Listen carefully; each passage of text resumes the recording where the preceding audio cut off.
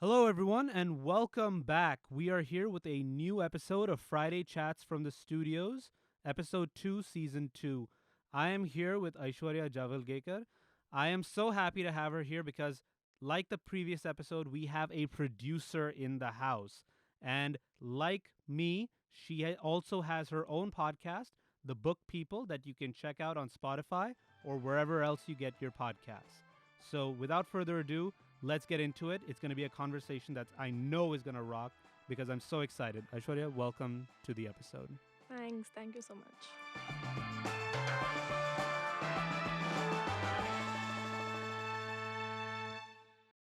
So let me start with the first question. When did the love of writing hit you? And when did the love of books kind of hit you? So the love of books has always existed since I was a kid. Um, I grew up in a family of readers. So my dad and my sister had a lot of, books at home, and so we just had this huge library, this huge collection of books at home that I would read. And I would, sort of sneak in these books and read them because even though we were all readers, I still grew up in that typical family setup, which is, studies come first and everything else is unnecessary or extra or something to do during the summer vacation. So I would actually hide books under my textbooks and pretend to be studying while I was reading books. And then my sister, she's older than me, so she would buy these secondhand books that you get from these roads on in South Bombay. Raddiwalas, yeah. Yeah, Raddiwala, South Bombay, on the streets. Yeah. So she would buy these secondhand books, and she's 11 years older than me. Okay. So all her books would be very mature, with mature themes and a lot of dysfunction. And I, as a kid, would end up reading them, and after every book I read, I would get super traumatized and then go and be like, why would you make me read this? So that's how it kind of evolved. And then eventually I started writing around when I was 13. um, Started just writing poetry a little bit, then evolved into writing sort of short stories, poetry, non-fiction, all of it. So just as I grew up, the love for book kind of kept evolving. So then finally I figured, I should do something about this for money. Nice. But I'm kind of, you kind of threw me for a loop when you said you started writing at 13. Yeah. And it started with, you listed poetry, you listed fiction, and then you listed nonfiction. Yeah. What kind of nonfiction does a 13-year-old write? No, I wasn't writing all of this when I was 13. Oh, At okay. 13, it was just poetry. Okay. Everything else came later, Okay. over Okay. the years. Okay. I think it was only poetry till I was maybe 18. And then after that, I started trying Hmm. other things, just sort of playing around with what I was writing. But that seems to be kind of a common thing for, kids that they start, everybody seems to start with poetry and then the kind of long form stuff comes later on down the line. Why do you think that is? Why do you think poetry is something that we start with before stories or anything like that? Because you're a teenager, you're filled with angst. Because most of the poems, if you see, are also, I mean, for me, my first poem was actually a Harry Potter fan poem. Oh my goodness. Do you remember the words? No, Okay. absolutely not. But that's how it started. But after that, it was just, it's more about when I felt very upset or very happy. And so poetry, sort of writing, was just an extension and a way of, writing a journal or writing a diary. But you're trying to sort of put your feelings down in some kind of format or like pretty them up, I guess. Yeah. So I think that's why maybe a lot of people start with poetry. Nice. And speaking of Harry Potter kind of fan poetry, fan fiction. Yeah. So this is so like your sister, I'm the older sibling. Hmm. So a lot of the books that I read, my sister it was she kind of got her hands on them. And one of the books that she got her hands on was a Harry Potter parody book called Barry Trotter and the Dead Horse. Love And it. I don't know if you've seen the kind of those spoof movies, like epic movies. I don't know if you've seen those, Yeah. but it's that in book form. And I got this book when I was maybe 13 years old, and I think I learned every single foul word that I know from this book. but but yeah, it's honestly the poetry aspect of it. The way you described it is, I really resonated with it because when I wrote poetry, you don't even realize you're doing it at the time. It's kind of like you're just letting something out, but you don't realize just how profound what you're doing is until much later in life when you look through it and you're like, damn, I was a genius. But so I think where I differ is I knew I was being profound. okay, So I was very self aware and I was like, this is a profound thought. Instead okay, of just writing it like a diary entry, I should try to write it like a poem so other people can see how oh, profound I am. nice, nice. See, for with me, it was a whole different thing because I realized that I'm more of a accidental genius when it comes to my writing Hmm. because so I'd moved schools. I moved from India to Bangkok, and the first day of school in English class, we had to write a thing where we had to sell our holidays. We had to write it kind of like as a like an ad kind of thing. So I wrote about the time I went to a snake park, and I wrote this line which was basically like, "Come see the kings of the hood in action." Hmm. And then everybody, once they were done, they'd go show it to the teacher. And when I did it, my teacher got so excited where he was like, "Come see the kings of the hood, the double meaning, the cobras with the hoods." And then he turns to me and he's like, "Did you mean to write that?" And I was like, "Yeah, obviously. Of course I meant to write that," even though I had no plans of doing that.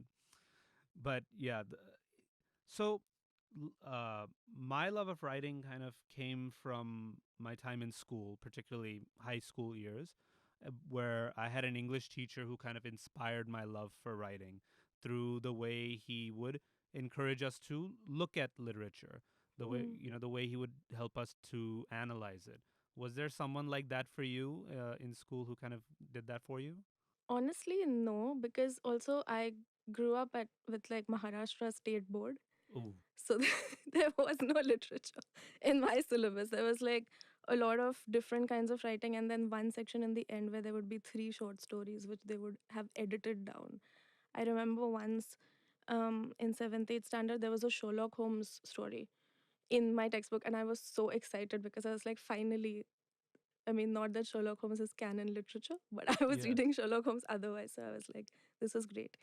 And even that story, they had edited it out so massively that it completely lost the mystery. So they No. ruined the fun out of Sherlock Holmes. That's how dry my school literature was. So nothing at school to encourage me at all to do any of this.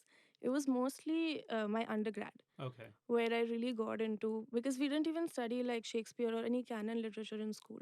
So only in undergrad when I started doing these courses is when I got into literature, and more so from a very culture studies perspective. Hmm. So very much interested in not just books but myths. Like mythology is something that I've always been interested in since a kid, because again, like mom, grandmom just telling me a lot of stories. So storytelling was something that I realized interested me more than books specifically. Oh, I see. Also, I should probably also mention this. My mom was an English teacher, Oh, so maybe wow. that's Language or literature? English language or English literature? um. She was teaching like junior college, so 11th, Okay. 12th. So there's no difference in Okay. that case. No, because that was one thing I was glad to get away from was the English language because the grammar just it was not my forte. The minute you threw past participles at me, I was lost. But in college, like, what were the kind of material that you would study as part of your classes? You said mythology. You said, um, I'm just curious. So I actually did a liberal education undergrad. So essentially, we could pick and choose our subjects Mm-hmm. every term, and we could try a lot of different things before we decided our major Mm-hmm. and specialization. So, the first course that I think really hooked me in my first term was iconography. So, we essentially looked at different um, religions in India and sort of the icons of what each action means. When statues, idols have different sort of hand gestures, what sort of the meaning behind everything, which kind of got me started in different sort of. We studied the Mahabharata. We studied a lot of interesting things in terms of cultural studies. In literature, we had the classic, intro to English literature, canon stuff. But towards the end, we had really interesting things like we had a course on adaptation. Okay. So one of the exercises was to actually take a short story in any other language that we knew. So I took Marathi because I'm Maharashtrian, so that's the only non-English language basically. So I took a short story by P.L. Deshpande, and we had to translate it to English ourselves to Mhm. see, because everyone says, oh, translation, whatever, but to actually see how difficult it is to do it. So that was fun. Then another thing we had to do was take a short story and adapt it to film. So actually Wow. make a short film, which was obviously terrible. All the short films were terrible, but just going through that process, right? Yeah. And kind of seeing for yourself what that looks like. That was very interesting. Then other than that, we had like American literature. Then we did sort of new literatures in English. So we looked at like um, Commonwealth, I guess, countries like India, Sri Lanka, Canada, and sort of how literature has evolved in English. So a lot of different things in literature, but specifically these kind of things were very interesting to me. Yeah, my God, the similarities between our college journeys I was just listening to it and I was like, the adaptation class. I had to do the same thing, Yeah. but for us, it was more about medium than anything else. Hmm. So we were like told we could get extra credit if we adapted a video game, for example. Oh, So, nice. so when you were mentioning the whole short film thing that you had to do, it took me back when we had to make mock trailers for Romeo and Juliet, and it was we because we couldn't obviously we didn't have the props, we didn't have anything. We had to imagine so much stuff. Yeah. And I remember my version with my group, it was we were like, why don't we reimagine Romeo and Juliet as like a Schindler's List type thing, where it was like Romeo's like a soldier, a German soldier, and Juliet's like from the ghetto. And we had like shots where we drew the Star of David and we set it on fire and throw it away. We did that cinematic shot of flowers falling in slow motion, which was very fun to film because the flowers were all dead. So they Yeah. made just the most hilarious sound when they were dropped down.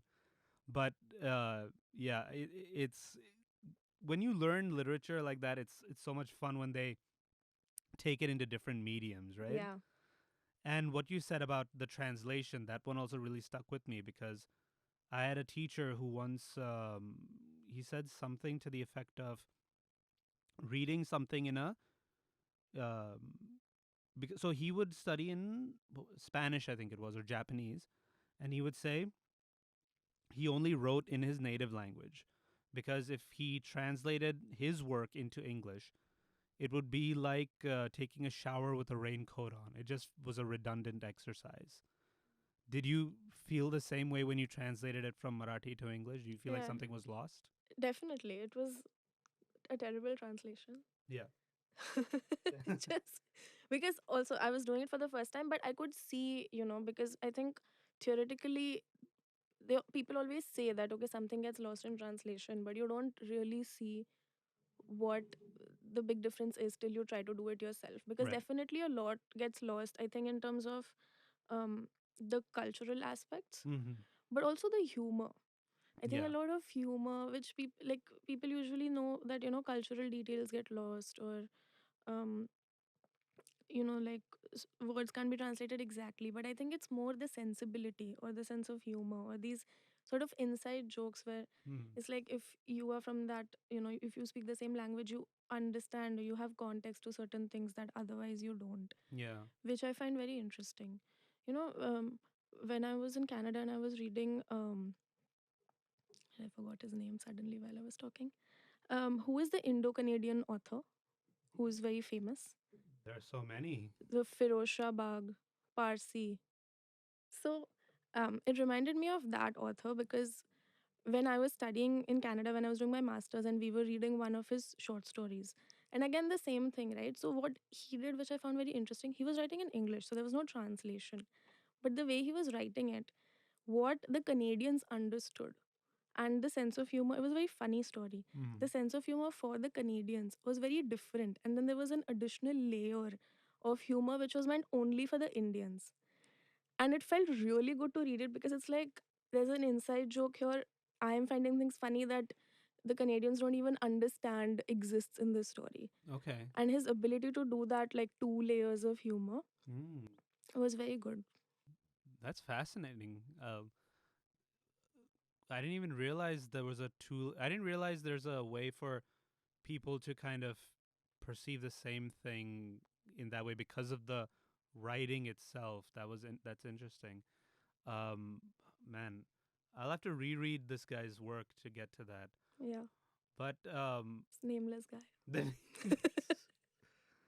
man, since you mentioned your time in Canada, I feel like we can now segue to that.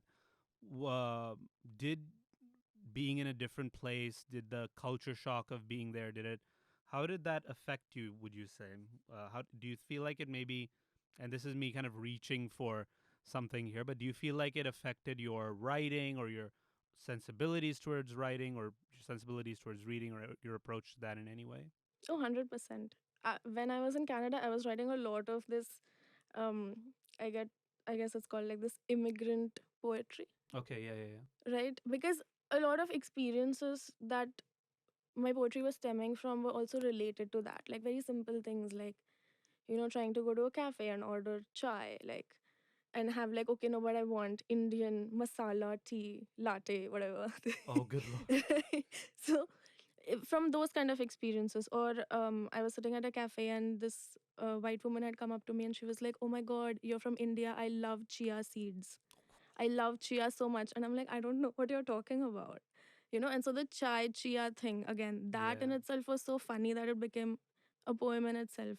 So yeah, a lot of interesting things, not something that was extremely, sort of disturbing in any way.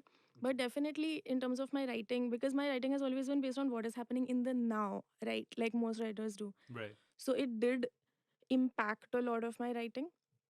I think what I was reading had to change because I was reading a lot of Canadian literature Mm-hmm. for my master's. So that changed massively. One thing that I'm very happy about, grateful for, that happened in Canada is my love for horror. Yeah. Because when earlier, like when I was in India, I was not really that much into horror because my exposure to horror was like Ahat and Shh Koi Hai, these horror TV shows, right? So, and then so I was like, okay, horror, whatever. Like, I did not have a good opinion about it.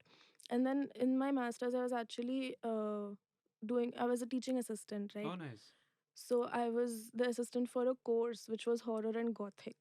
And so I had to read a lot of horror literature to also teach undergrads, I Well, guess. of course, as you do.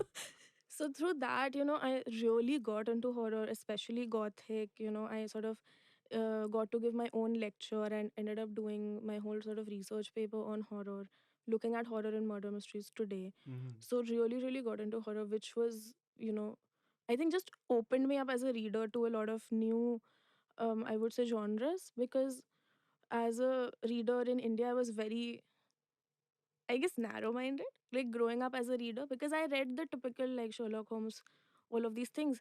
And because I was not choosing what I was reading, Right. I was reading whatever was there at home that I could get my hands on. Right. So I think actively choosing and thinking about what do you as a person, what do you as a reader want to read? Mm-hmm. What do you enjoy? What do you want to explore that's new? Mm-hmm. I think that was like consciously doing that was very different, because otherwise it's just you're just reading what other people are reading because you don't really spend money on Yeah. buying new books. Exactly. I don't know if I would call it narrow-minded. I would say more insular, just because you're kind of Yes. in that echo chamber almost of you're reading what your family reads to an extent. So you're not really developing your own tastes as a reader. Yeah, I would say not my own taste, but also not just that my family enjoyed reading it, but I think um this was still the 1990s, early 2000s. So Yeah. also not a lot of Indian books being very actively promoted or distributed, like English, writing in English in India. Yeah. So still what most people were reading, or even if I would go to a crossword, the books that you could find in a bookstore were all American writing in English, British writing in English, right? So I Yeah. think even the visibility of Indian books was pretty low at that time, Yeah. compared to now, where you can actively find books and you can read books and you can cultivate that. And there's a much bigger kind of push to for those kind of writers as well. Yeah. Like, in fact, it's funny you mentioned crossword because there's a I don't know if you've heard of the Sunflower Seeds. It's like they're a publishing company. Oh, So okay. last year, late last year, they did this series. It's only 2 episodes where they brought Indian authors to come and give a talk about their books and things. So, but in nonfiction. Hmm. But I thought it was such a great initiative for to prop up Indian writers who are writing stuff that is different from the commercial norm, if you will. They're not writing Chetan Bhagat. They're not writing the kind of revisionist fantasy, mythological fantasy. They're writing genuine, intelligent material. So I feel like that's also a great change that has happened recently as well. Yeah. I think appreciating Indian writing is in itself a new thing. Yeah. And I mean, props to these people. When I was in school, I was trying to write fiction. I would just end up writing basically like the famous five, right? So even my characters were like Julian and George and whatever, because you're so used to just reading that you can't even imagine in your own fiction, like Ashley. You can't imagine sort of Indian names even for your own characters, or they all had like blonde hair and blue eyes. And so even to sort of be able to consciously get away from those influences and be like, no, no, but I want to write from my own reality is just such a big thing.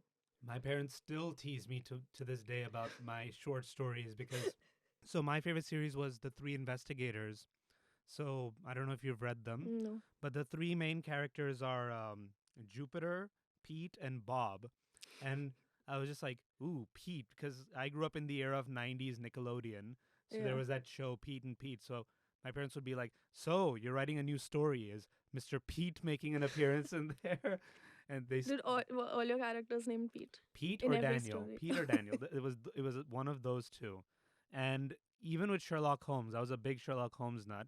I wanted to write my own version of it, but I was like, I want to be the hero. I want to be the detective. Of course. So I changed the name in the most uninspired move from Sherlock. I thought Sher was his first name in some way, and Locke was like a kind of middle name situation. So it was like, because my name is Vedant, I changed it to Vedlock Holmes, and I was just like, man, this I am gonna win. This is I'm writing gold dust right here, and I was like, oh, but he needs a Watson, and my Yeah. best friend at the time was a guy named Rohit. And I was like, you know what? Rotson. Oh. And I was just like, I'm gonna be a legend now when I'm writing this. But Do you still have this? You should publish it for the you know, good of humanity. you know, This as book should be out there. that's the thing. My parents still have, drawings and poetry from when I was a kid, but somehow these things didn't survive. But you know what? I should ask them. Maybe they have it in a box somewhere or the other. But yeah, that was I I the way those books sparked the imagination was like nothing else, and I genuinely I loved. I still read Sherlock Holmes. In fact, there's one Sherlock Holmes story that was actually written by I believe it's a Nepalese author called the Mandala of Sherlock Holmes. Have you heard of this? No. So it's in that period between when Arthur Conan Doyle killed a character and when he brought him back to life. Yeah. So it kind of explores what Sherlock Holmes was doing in that time. So he's in India and Nepal, and he's kind of solving a murder over there. And it's the framing device of the story is discovered. Like it's a found footage kind of thing, but this is like found pages of a Sherlock Holmes mystery that Arthur Conan Doyle didn't write. Oh, that's so interesting. Yeah. So we covered your life from school days to college days. We talked about books. We talked about writing. Basically, the stuff that I wanted to talk about pretty much in this whole episode. But I am obligated to talk about the podcasting as well. Yes. So, how did you get into podcasting? When did that start? So actually, I did a certificate in publishing as one of the things that I did in Canada. So I wanted to get into publishing essentially. I wanted to work as an editor. That was the dream. Podcasting has just kind of happened to me, which I'm very excited about, but still, it's a new development. But I did this certificate in publishing. I wanted to work as an editor. I came back to India ready to work as an editor. And I actually started working as an editor at Bound, and a part of what I was doing was producing the first podcast that they had, which was Books and Beyond, which was a podcast about books. So I was still working on book related stuff. And at that point, producing just essentially meant sort of post production, which is once the episodes are recorded, just listening to them and making like content edits, Hmm. right? To make the conversation interesting. Right. So I was listening to a lot of these conversations about books because they talk to Indian authors and kind of getting into the groove. And as I started doing more and more of this, and I was also editing books and writing, which was sort of my thing. And then I actually had the idea of doing this podcast, The Book People, because I always felt like, publishing was this very obscure, sort of very complicated thing for people. Once I studied it, I kind of obviously realized a lot more about it and I had all this inside information. But as a writer, I knew it's very difficult to understand what is going on. And so for me, it was honestly just about breaking things down and making them very simple. It's like, this idea of how would you explain something to a fifth grader? Hmm. And that's what I wanted to do with publishing. Because I think that whether it's publishing, whether it's any other, industry as such, or like a community, like whether it's an art community or whatever it is, there is this tendency to just get in this bubble Hmm. where you're talking to other people who know exactly what you're saying. You have your jargon, you have your terminology, you have sort of inside information or you have inside jokes. And so when you're talking and there are people listening, the audience is not necessarily a part of the conversation, Right. because the conversations that happen at literature festivals or these a lot of book events where a lot of people from the industry have gathered is that they assume a certain level of knowledge, Right. but most people don't have that knowledge because there's nothing available. And so it just feels like you're attending these events but you're constantly feeling left out, or you're out of it, or it's like other people are clearly getting the joke, why am I not getting the joke? So that was sort of where I was coming from with the podcast, where I essentially just wanted to create something which would be super accessible. Right. Even when I was getting guests for the podcast, my first thing to them would be just talk, like, just be super casual. And I had to keep sort of saying that before any session would start, where I would be like, even the first conversation with them, trying to get them on the podcast, I would just keep saying, just be super casual, drink your coffee, be very relaxed, because the moment they get into the zone of I'm an editor and I'm talking about the industry, it becomes very heavy. Yeah. And so my job in the podcast was sort of to keep it super light. Yeah. And the other thing was to ask very basic questions, right? Because again, I do have a certain, I myself have a certain level of knowledge. So if I ask the questions that only I'm curious about, I'm again only talking to people at this level. So I had to go back to the very basics and be like, okay, what are the questions that writers might have? How can I simplify something and make it very simple? And then talk to sort of different kinds of people. So a combination of things that I'm also very curious about and I'm learning, Hmm. and things that I might know a little bit about, but I think are super important for people to know more about. So you said something about, how you wanted to make a podcast that is accessible for people, but you mentioned quite a few groups. You Yeah. mentioned yourself, of course. Then you mentioned people, then you mentioned writers.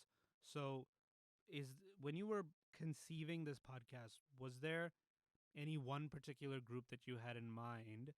And what was kind of like the obviously demystifying the whole world of publishing was one thing, but do you feel like maybe there was another goal that maybe people could try interacting with that world a bit more, or they can now publish their own stuff maybe?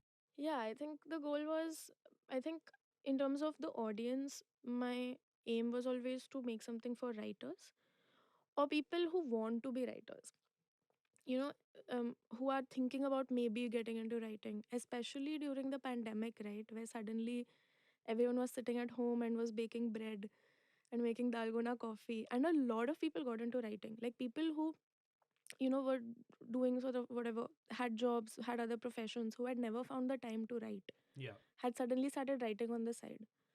But for whether it's, these new people who are getting into writing, whether it was writers who had been writing for a long time, none of them really knew what to do about it. Okay, now I've written a story, now what? Right now, do I go pitch it to a literary magazine? What does that get me? Right. Right, where can I even pitch? How do I pitch? Like, okay, I have to wait for 3 to 6 months for them to get back. Do I just keep publishing my stuff for free? If I want to get a book published, like, what is the process? So for all of these people to be able to even, yeah, like you said, right, interact with the industry or figure out how to be a part of it, where to even start, was, I think, the point where I was getting at. And then some people do know where to start, but they still then need to negotiate. Say they have um pitched pitched their book to a publisher, and a publisher is sort of agreeing to a book deal, and then they need to have that conversation. Right. They still need to know things to have that conversation. Like, do they need an agent? What do they need to know about a contract? Okay, once the book is published, do they need to do book marketing? Hmm. Right? Because so these nuances or nitty-gritties of, even once you have entered the world, firstly, how do you even enter it? Once you have entered it, what do? Because you're just sort of lost and there are just things happening to you. Right? Like, do you get to choose your book cover? How much choice do you have if you have written a book and it's gotten picked up and you're so excited about getting it published? Right. Do you actually get to choose the title? How much say do you have in what the final title is, what the final cover looks like? Right? Then how much is the onus on you to market your book? Hmm. How much sales does a book really make? And then based on that, like, you know are you actually going to make money? Like, why are you as a writer writing a book? Is it because you just feel so passionate about writing a book, and that in itself gives you all the joy and satisfaction in the world? Because you're definitely not going to earn a lot Right. by publishing a book in Right. terms of royalties. Hmm. So it was a little bit of that reality check, which was honestly hard to do, because for a lot of writers it's very demoralizing. Yeah. And that was the biggest concern. Like, even my sister, who was also a writer, Oh, is would she? listen, and then she would be like, why are you telling me these things? I don't want to know these things. I don't want, I don't want to listen to like episodes of your podcast anymore.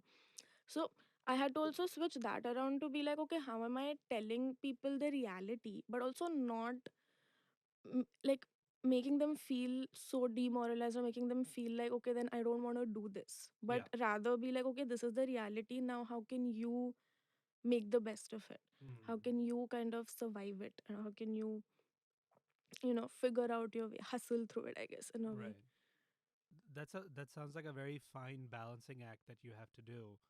And uh, so when you obviously have a kind of interview style format to your Yeah. podcast, do you feel that maybe do you feel that maybe a change of format might be something you could consider? Because there's like there's the one man show, which I don't think is right. There's the interview. Hmm. There's also a round table, which is where you get multiple people. Do you feel that getting different people to kind of bounce off each other might be something that would make the show more accessible? Maybe. I had considered it before deciding on the sort of one person, single person interview thing. But I realized that most of the literary events are panels, Hmm. and that's what makes them boring. Ah, yes. Right? Because it's multiple people feeding off of each other's energy. And if even one of them comes with this very serious, I mean, I'm like, I'm serious and I'm a professional and take me seriously and this is about books kind of a thing. It Everyone is feeding off of that energy, and I wanted this to be as separate and distinct as possible from what people are used to, Mm. which is these panel discussions, where it's like, okay, I'm talking about editing, and then I have me and three other editors talking about editing, and so then it's, again, it's the bubble, Yeah. because it's editors talking about something that they already know, so then they're going into too much nuance of things that the outsider doesn't understand.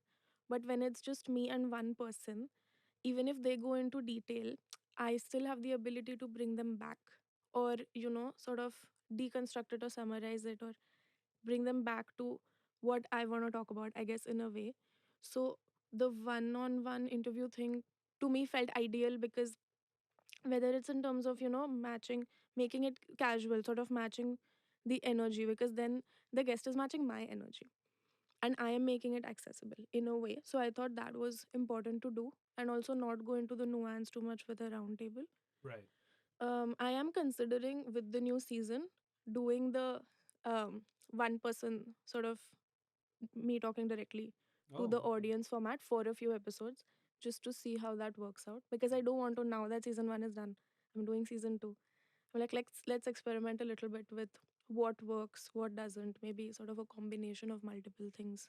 Right. Could be interesting. But I think it's so. I love that you've put so much thought into the format of the show, because with what we do at Manic Pod, there isn't much consideration when from the people who call us or reach out to us. They say that they want to do an interview, for example, or they want to do a one man show. But whenever you ask them, kind of, okay, fine, but like, why do you want to do it this way? What's the, Yeah, they usually are just like, because those are the kind of podcasts that I listen to. yeah, And so you find there's a kind of almost generational effect, if you will, of people who are like, I listen to interview podcasts, I'm going to do an interview podcast. But then, but is it right for the concept that you have? So I guess my question is, when you're producing a show, what are all the things that factor into your decision around designing the concept for it? so definitely what you said, right? I think interview podcasts, especially because most podcasts right now are interview podcasts, so that just becomes the default for anyone when it comes to any kind of concept. As a producer, so when I was doing the book people, uh, through that and through the other podcasts that we have done, we have also developed sort of this idea of basically like a concept note where there are fixed things to fill that make you think, that force you almost to think. So now even when we work with creators, we're like, here is a template, go think for yourself and then come back, because it's difficult, right? It Like you is. said, it's difficult to make them think, to make them actually analyze and be like, for every single decision I'm making, okay, if the duration of my podcast episodes is going to be 10 minutes versus 40 minutes, why? Yeah.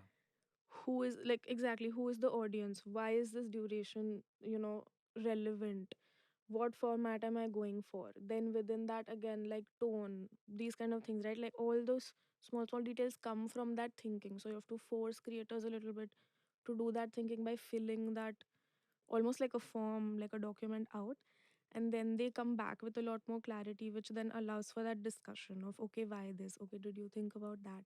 Yeah. So that's how we've started working now. And that's what we do for our podcasts. And honestly, for originals, because Bound does a lot of our own originals and then helps other people create podcasts. Right. For our originals, that has been really helpful because at some points we have come to a point where we have written that concept note and then we're like, okay, you know what? Mm-hmm. No. Even to be able to say no for our own ideas. It's not just, not even like another creator saying something, but to be able to flesh out our own idea, put everything down on paper and be like, okay, but does this really make sense, or maybe not right now.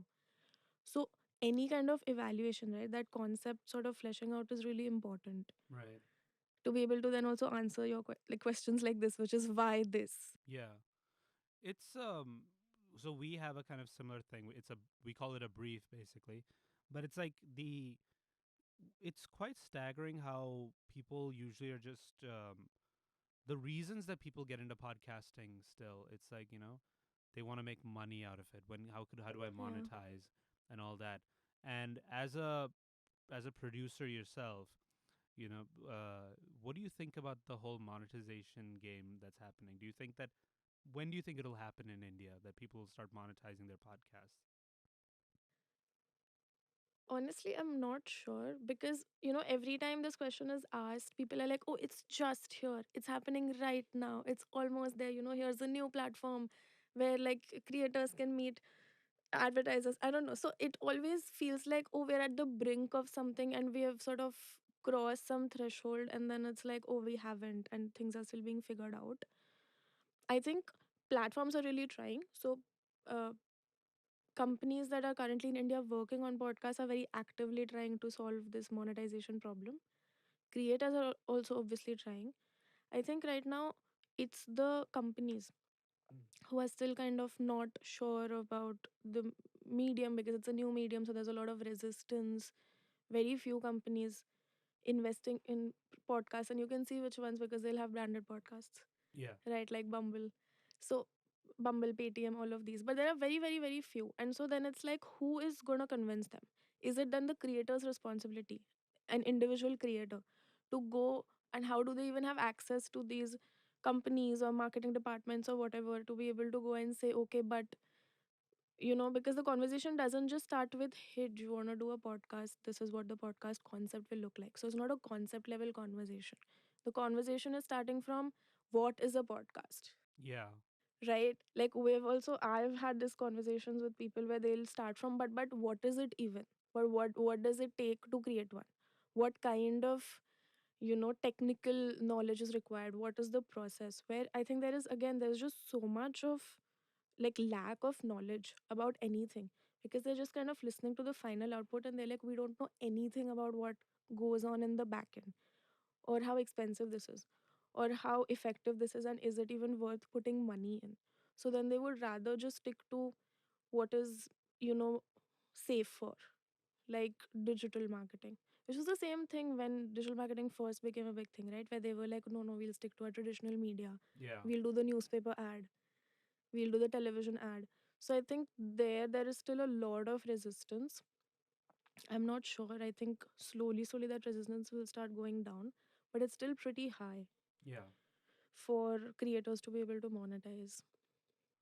But let me ask you something. So, in podcasting, the whenever we've approached companies, right, the challenge has always been that companies will say to us, okay, so what is the benchmark for success?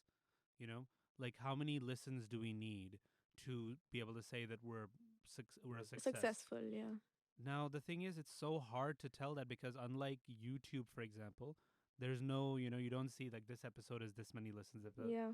You can only see your uh, analytics. You can't see anybody else's. Yeah. So it's so hard to kind of sell that to them.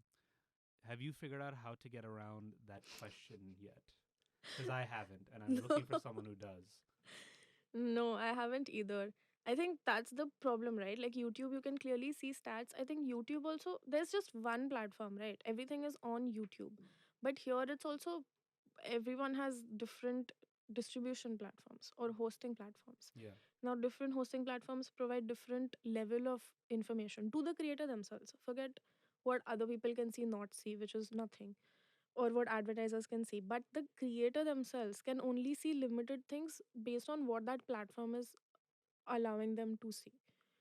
Then it's like, okay, then now, if I'm hosting on a particular platform, right, but then it's also streaming on Spotify, then I need to have a separate account on Spotify to go look at the Spotify stats, Yeah. which are different. So now there are different stats that I have from Spotify, from Apple Podcasts, from Geo7, which is telling me different things, Yeah. and they're all different measurements.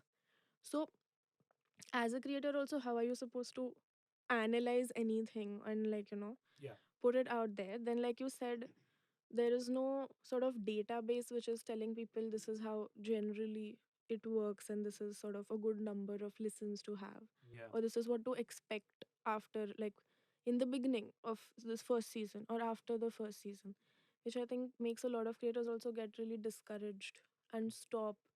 Then it's also like, what is it that is causing that increase in numbers in a way, right? Is it, if I look at numbers after 2 months of launching a new podcast, my numbers will look very different if I'm releasing daily episodes, Exactly. and it'll look very different if I'm releasing weekly episodes versus a Exactly. monthly episode.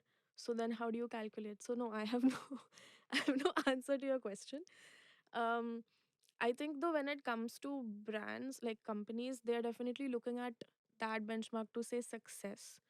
But then also, then um their KPI is also, okay, what is the ultimate result for them, right? Because I think also then, like, I have spoken to companies where they're like, okay, but can you guarantee me, not just for branded podcasts, right, but say sponsorship, you talk about running ads on podcasts. Yeah. So then their immediate response is, okay, but if I sponsor one ad, can you guarantee these many subscriptions to my platform? Can you guarantee these many clicks to my platform? Now, because a lot of um, the the benefit of podcast ads, right, is a lot of awareness, is a lot of sort of brand awareness, these brand recognition, these kind of things. These are not measurable. Yeah. So if I just say, hey, why don't you run an ad on my podcast and people will know, like, remember your brand, and they're like, okay, but people already know what my brand is, why do I care? So that loyalty, the fact that, so everything gets measured very much like, okay, but are they gonna click on this? Mm. Are you gonna give a promo code? Is there gonna be a link in the description or the show note where they're gonna go click and subscribe? And so that again, how to measure, we're still figuring it out. I think the only reference point right now is YouTube, Yeah. right? Like YouTube influencers who are doing all this hustle and running ads and doing organic ads and kind of figuring out how to monetize. That's the only reference point I see right now. Yeah. So that's what I'm trying to emulate a little bit.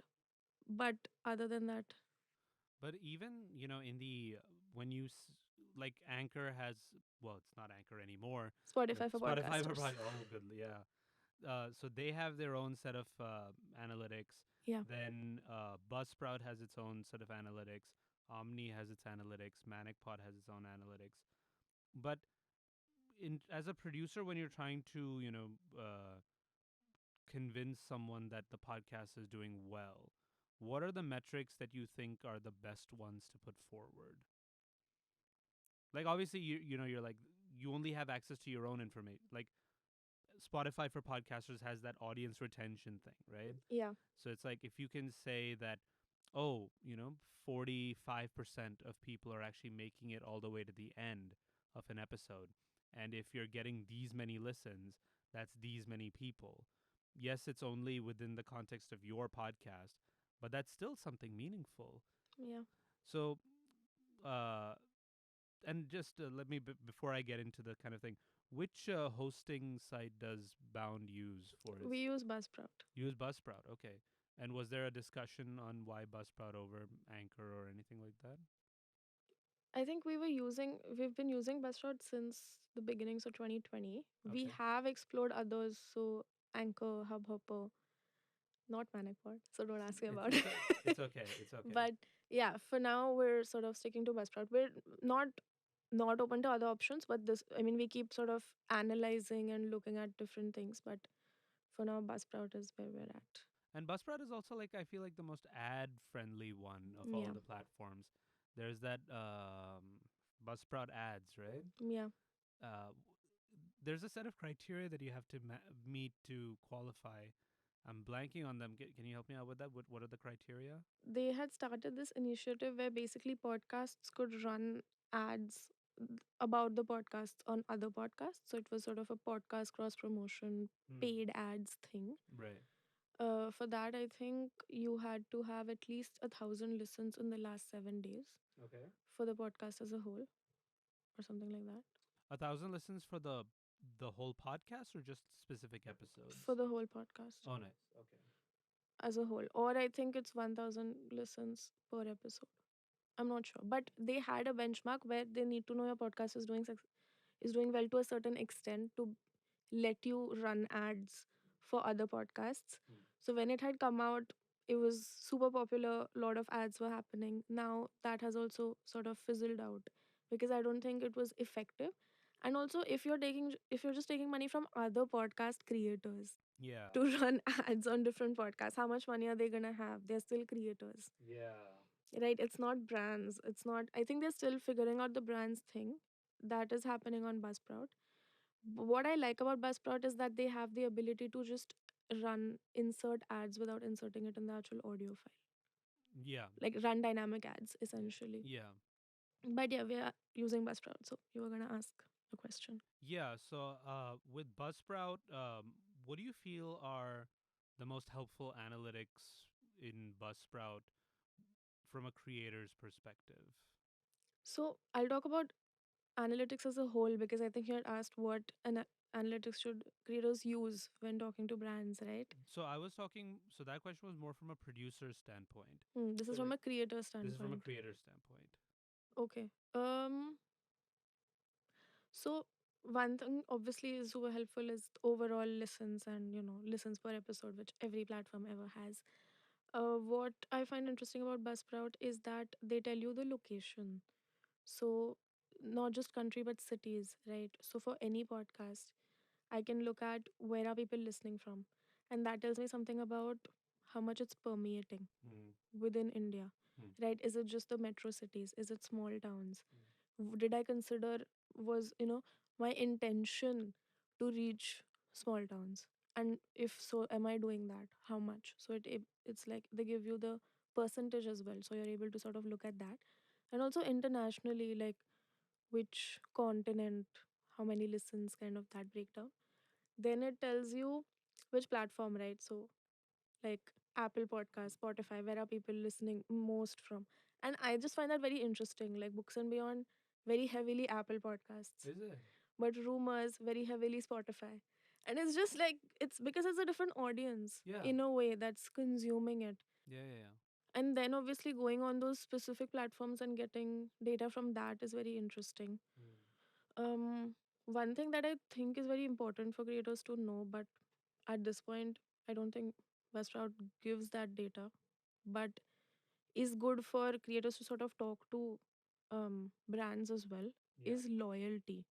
I think being able to measure loyalty as a data point, Hmm. because right now everyone is just saying, oh, podcast listeners are very loyal.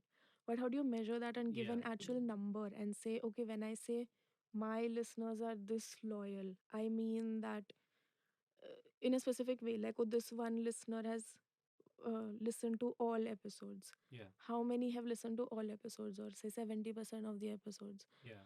or things like that, right? Which I think are still difficult to do. Spotify does that. Spotify has that. They've introduced a new metric, the followers, so Yeah, you can actually see people who are getting notified of your podcast. yeah, Yeah, and actually, I have a very funny bit of trivia for you about okay, Spotify for podcasters. So you were mentioning how it gives the country breakdown and and I found this out a few months ago, and I thought it was the most funny thing ever. So I was looking at my podcast, and I was like yeah, clicking, clicking, clicking, and then I got down to state level, and I'm like, okay, so now I need to go back. I want to try and backspace. So I click on the title location, and it gives me a planetary breakdown. So it's like 100% listenership Earth, 0% listenership Mars, zero. And I was just like, the most futuristic that thinking. is the most brilliant thing I've ever heard. They're on the ball. The moment people start living on Mars, you already know that Yeah, Spotify is going to give you the data. they're gonna be the first ones up there. So I have a question about the video element, since we are recording on these high-end DSLR cameras, and we've set up the lighting and everything in the studio.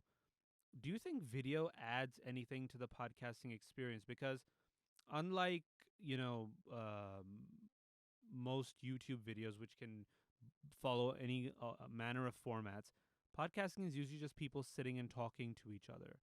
Where's the appeal in videotaping something like that? I think that video does add something to podcasts. I think it's not a one stop solution. So it's not, okay, video adds something, so all podcasts ever should be video podcasts, because then that's just a conversation on video. And a lot of those do exist on YouTube. I think that even though it's just conversations, um, depending on the podcast, if especially they are influencers, right? Or I, for example, sometimes watch on YouTube a podcast by YouTubers that I like otherwise. So because I'm already following them, right? And I'm used to sort of their mannerisms, or I enjoy their, I guess, specific personalities, mannerisms, quirkiness, whatever you might call it. When they start a podcast, I enjoy watching it more than I would enjoy listening to it. So I think what video adds is, when it's just two people talking, is body language, Hmm. is, facial expressions, is mannerisms, is sort of that in a um bi- like a slight vitality Yeah. that sometimes audio is missing, not because, like, podcasts in itself do capture a lot of it. If Right. you're only listening, you can tell a lot up from a person's voice, right? Like, voice has personality, whether they're smiling, whether they're excited, whether they're down. All of that is true for sure. I think video adds that extra thing where people are able to see and so feel more connected. Yeah. But again, it depends. So I wouldn't say that all podcasts ever should be video, Yes. or not all of our podcasts are video. depends also, like we have a couple of podcasts which are not interviews or conversations. So then video, in that case, just goes out of the picture because it does not make sense. When it's conversations, sometimes video makes sense. But then the question we ask ourselves, for example, books and beyond, right? Yeah. We started it a little before the pandemic, Mm-hmm. studio setting. We were coming to the studio, but it was not video. Then it continued. We had 2 3 seasons that took place during the pandemic. So with all the recording software glitches and drama and panic and things going bad, but we recorded multiple seasons. Yeah. So now we have done a couple of video episodes. But now if we ask, okay, should the entire podcast be video? So after 5 seasons, like we're in season 5, the question then becomes, what is it adding? Mm-hmm. How much value is it adding to Mm. the listener who's already used to the podcast format for that particular podcast, Right. the audio only format? Um, Whereas the book people, it was intentionally also a video series, because with that one again, accessibility was such an important point Yeah. that I wanted people to be able to see facial expressions, Right. to see animation, Yeah. to like feel that energy and sort of, like right now, even when we are talking, banter, we are laughing, it's also us sort of feeding off of each other's energy a little bit. Exactly. So I wanted the viewer to be able to see that if they wanted to see it instead of listening. Mm-hmm. So I think that's what a video podcast adds. Mm-hmm. So far, mostly video podcasts have just been on YouTube. And I think the fact that when a video podcast exists on YouTube, it's just the two people talking. Maybe that's because it's still new, right? Maybe once like video podcasts, I don't know, become more prominent, people will start exploring with that, trying new things, experimenting with it. You never know. Yeah. It'll be very similar to what, YouTubers already do in terms of video. Because Mm-hmm. I think the lines are just blurring. It is. But it does sound, very much what you were saying about not every podcast can be video, and your point about the vitality. And I think it really does come down to the uh, personalities of the host, the personalities of the guests. Are they getting into that vibe where they're laughing and they're sharing banter? But, you know, let's say that you have a guest who or a host who is maybe not made for a video podcast, but let's say they want to do a video podcast. Hmm. Now, how do you talk them out of that? Honestly, if they don't have the personality for video podcast, I actually usually have the opposite problem, Oh, is it? where they're just a lot of people very uncomfortable with video. They're Mm-hmm. like, okay, audio, fine, whatever, I'll manage. But video, the just this idea of being sort of recorded, and they've become very, very self conscious. So I think convincing someone to do video is more of a problem. If they do want to do video but they're bad at it, then you just either have to, like, it's about giving them a reality check, right? It's about saying, look, you want to do good at video, here are some references, this is where you have to get at. Mm. Either you can do it or you can't. That's up to you. So it's like, okay, you try helping them out, training them, giving them references, giving them a little bit of this, but you leave the other option open always, which is, okay, but if this doesn't work out, the preferred option is to just not do video. Yeah. And then it's a little bit like you're a therapist. Because you can't just tell someone, like you have to sort of help them get to the point where they see for themselves. Yeah. You maybe you say, okay, let's do a trial, and then they do a recording and you record it and then you show it to them and you're like, this is what it looks like. Yeah. And then they see for themselves, because often it's about just helping them sort of recognize for themselves that, okay, video doesn't work, okay, this doesn't work, Yeah. right? And you can just do like a phone, whatever, like a video trial on your phone. It doesn't have to be a big thing. But I think that is more important, where it's also about making sure that you are on the same page with them. So you're not prescribing, Yeah. you're not saying, hey, I'm the expert, I'm telling you this doesn't work, so it doesn't work, Yeah. like because I said so. So I think that is important, to kind of show them the way and then make sure you're sort of Yeah, I resonated so hard with the therapist point. There have been days where I was like, I might as well just bring one of those therapy couches in here right, and make them sleep, get a lie down. cardigan sweater for myself, the hipster glasses, and just sit and just be like, so tell me, how are you feeling about this video podcast? Because it is honestly, you really have to understand your clients and understand your the people that you're working with so intimately to make sure that you're gonna be able to make something special with them. Yeah. And to encourage them in just the right way, right? To Yes. get what you, in a Exactly. way, want out of them. Exactly. Sorry. And in so many instances, it also has to be an act of letting go in some cases, Yeah. because I had these podcasters come in, very sweet guys who were very passionate about making a football podcast, and you could tell that they knew what they were doing. They really liked the studio, but of course the price came in the way, Yeah. sadly. But then they were like, we're gonna do it at home, and if the podcast gains traction, we'll move it into the studio. And at that point, while it was sad that I couldn't convince them to come to the studio, I couldn't knock the price down to the point where they would. There was a sense of still where I was like, I still want to help these guys. I still want to help them develop, because I'm so in love with their idea.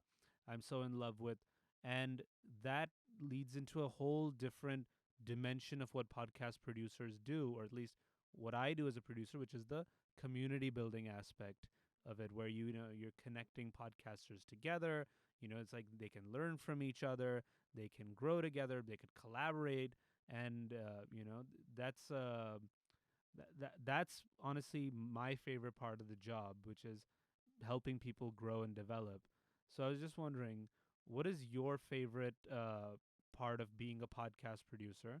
And is there a story where you worked with a client, or you worked with an individual, and they started making the podcast, and you were just like so happy with the end result that you were like, they have reached this point. I'm so proud of them. Yeah. So the best part, I think, going back to the therapist thing, what, in a way, I really like being a therapist. I had a phase at some point where genuinely was considering learning psychology Mm-hmm. and becoming a therapist. And then I realized I can't do that because I don't have the patience Right. to not tell people what to do. But I guess now I'm grown up and I do. But like the skills that are needed in that sense as a podcast producer are very similar to what you do as a book editor. Yeah. Because again, you're dealing with, a writer, you're collaborating with them where they feel like you're on their side, but they can sometimes be very sensitive to feedback.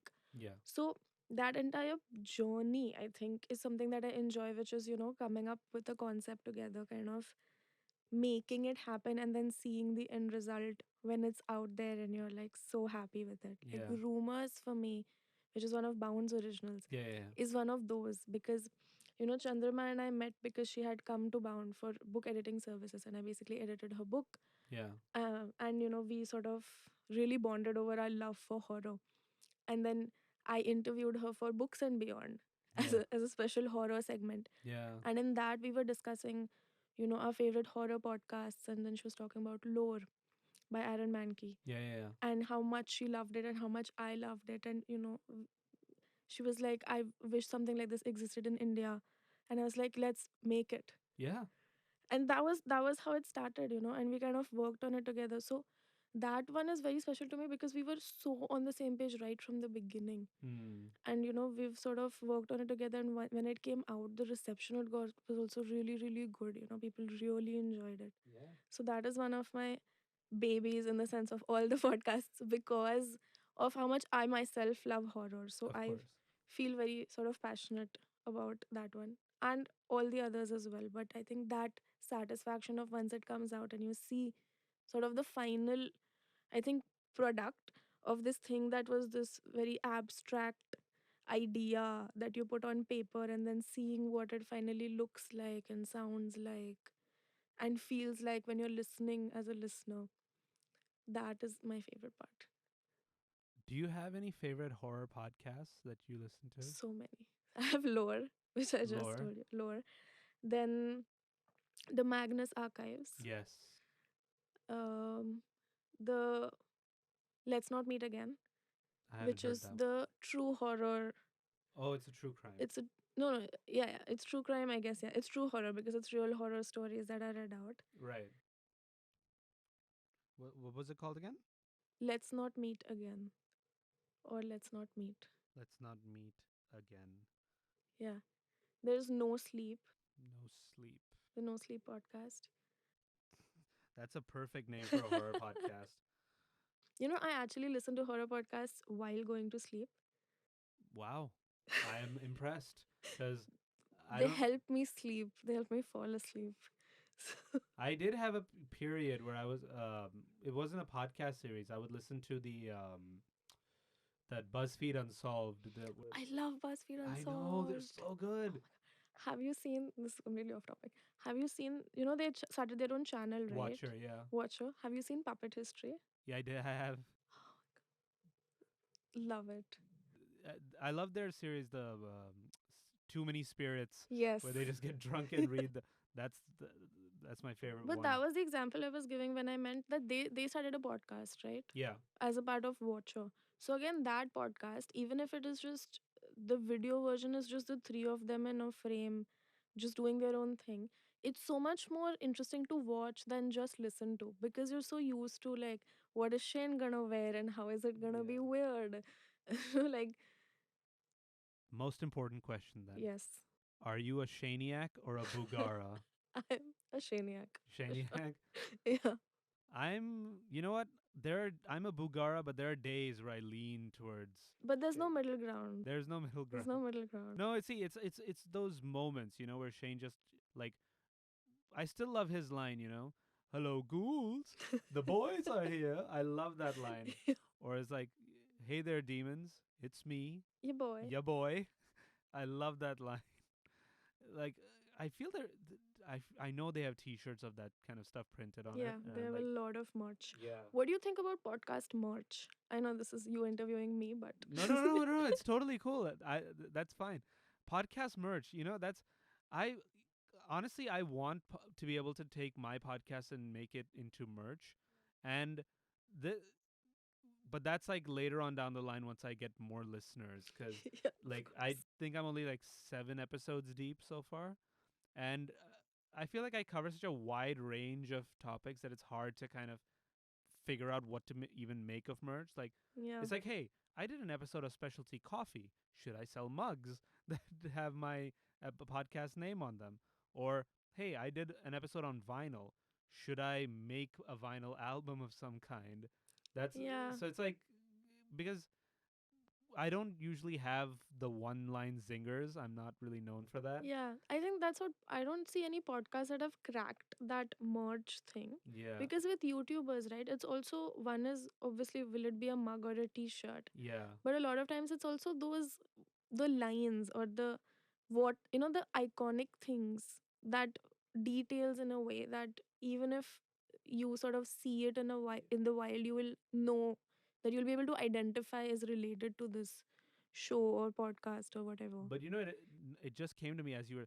So we had a guest on this show. Her name was Siju, and actually, when she came, she brought the laptop stickers for her podcast, Yeah. and I was like, "Podcast merch, it exists for an Indian podcast." Yeah, no, we also have stickers, but the sticker is just, in a way, the name of the podcast or something related to the Yeah, podcast.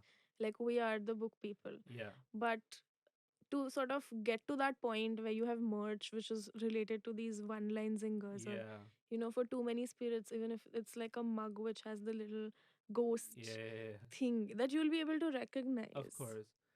Yeah, that's so. So my podcast, the Hipster Podcast, the cover art is basically a cassette tape, and each episode, the the label on the tape has the name of the episode. Oh, I feel like nice. maybe I could make merch with the cassette tape kind of thing. Yeah. Maybe I could sell actual cassettes like with different things, and if if I go the extra mile, I do something where I put the actual episodes on tape and people can actually have a cassette of the Hipster And podcast listen to it and on the listen to cassette player. if they have a cassette player, yeah. Otherwise they can just frame it and put it up on the wall like they do with vinyl nowadays, I'm told. But coming back to the video for a second, because so I've done 7 episodes of my podcast. but I want to kind of take it into that dimension of video because I feel like, I'm bringing guests onto the show who have who could bring props with them. Like that's I think another great Yeah. asset of video is that there's visuals.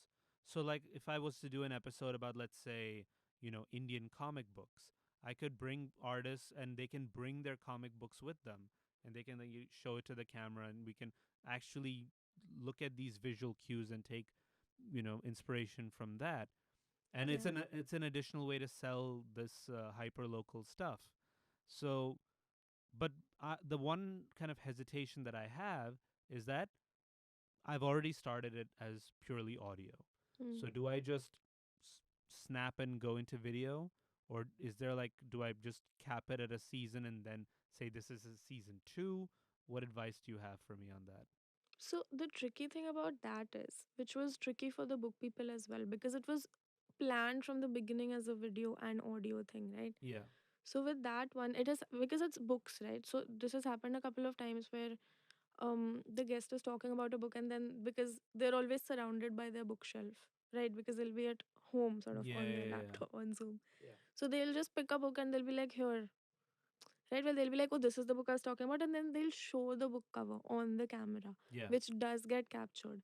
But the problem is that when we are editing it for video, but the thing is, when you're then editing it for the podcast, which is just going to go up as the audio podcast, it's just going to be someone saying, hey, this is the book I'm Book talking about. and they have no reference. Right? And Yeah. it's just how do you make something that works for both? I Yeah. think that is the trick because it's not Hmm. about transitioning from leaving audio behind to make it now a video series, but it's about how can we create content that works for both Hmm. mediums at the same time.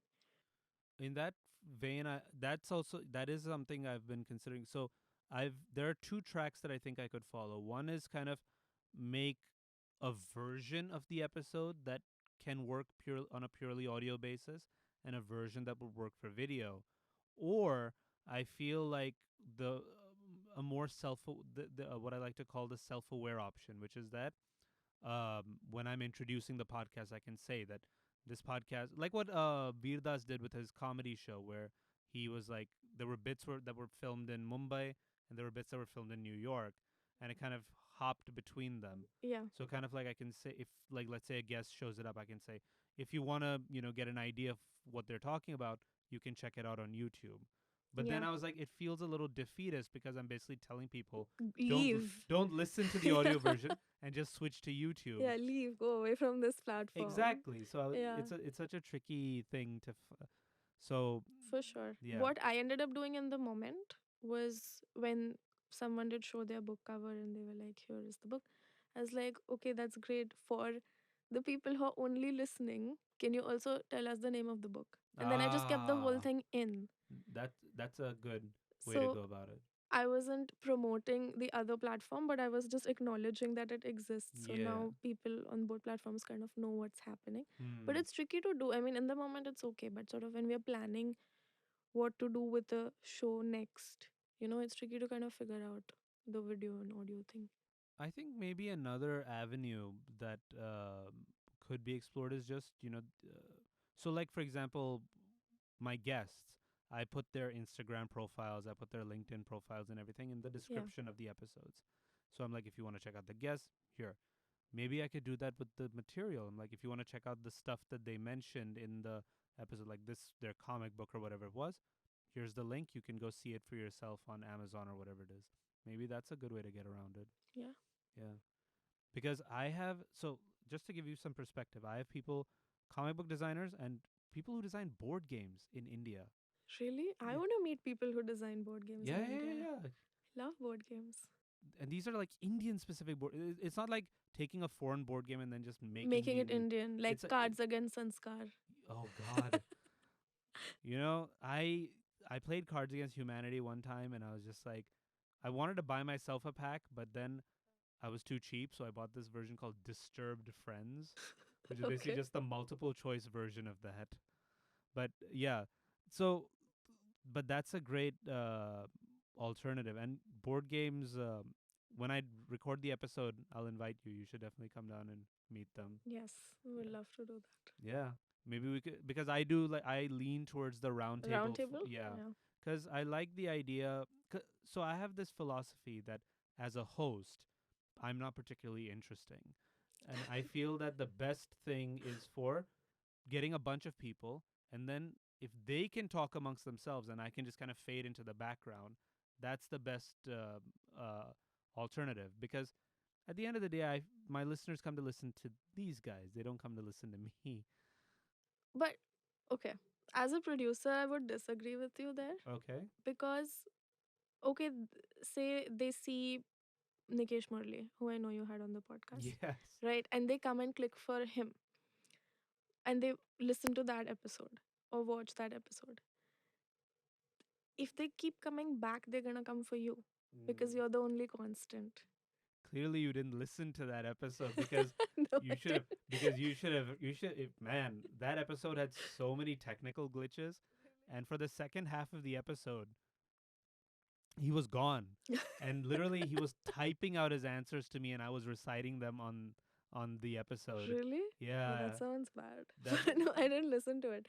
But I just meant like people will come back for the host. Yeah, I mean, it's nice that I mean, if it's they do your come. choice. I'm just saying that's what I, as a producer, tell hosts.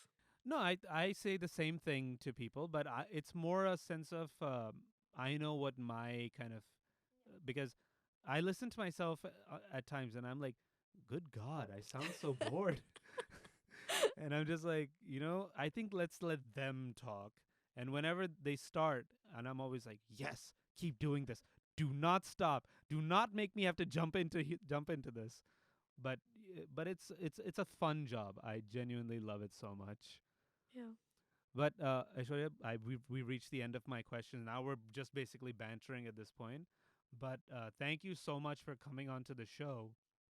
And honestly, uh, we'd love to have you back in some other capacity as well, maybe as a guest on some other show of ours, and we can keep talking podcast production and we can keep talking books. Yes. In fact, we are thinking of developing our own book specific podcast as well, which will be another roundtable series. Okay. Um, but I'll keep the details wrapped on that. We can talk about it once the cameras have stopped. So, Sure. you know what? Let's stop and we can talk about it now. Yeah. Thank Thank you for having me.